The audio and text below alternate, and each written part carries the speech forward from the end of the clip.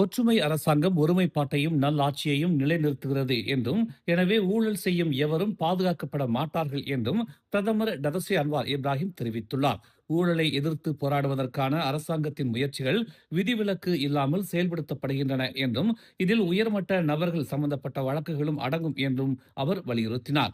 முன்பு ஒரு பிரதமர், அமைச்சர் அல்லது அதிகாரி மீது குற்றம் சாட்டப்பட்டால் அதை மூடி மறைக்கும் செயல்கள் இருக்கும்.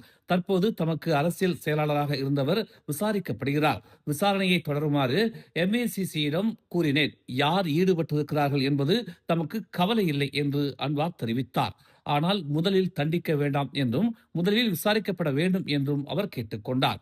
ஏனென்றால் எல்லாவற்றையும் நம்மால் கட்டுப்படுத்த முடியாது என்று குறிப்பிட்ட அவர், ஆனால் சட்டத்தையும் விதிகளையும் நாம் பின்பற்றலாம் என்று சபாவில் ஒரு நிகழ்ச்சியில் கூறினார். பொதுமக்களின் நம்பிக்கையை பாதுகாப்பதற்கு மட்டுமல்லாமல் நீண்ட கால அதிகார துஷ்பிரயோகத்தால் தேசிய வளர்ச்சி தடம் புரளாமல் இருப்பதை உறுதி செய்வதற்கும் ஊழலுக்கு எதிரான தீர்க்கமான நடவடிக்கை மிக முக்கியமானது என்று அன்வார் கூறினார். மேலும் செய்திகளை தெரிந்து கொள்ள தமிழ் மலர் இணையதளம், தமிழ் மலர் செயலி மற்றும் மலர் டிவி யூடியூப் சேனலை வலம் வாருங்கள். எங்களோடு இணைந்திருக்க மலர் டிவியை பதிவு செய்து கொள்ளுங்கள். உறவுகள் மகிழ்ந்திட விருப்பம் மற்றும் பகிர்வு சேவையை சொடுக்கிடுங்கள்.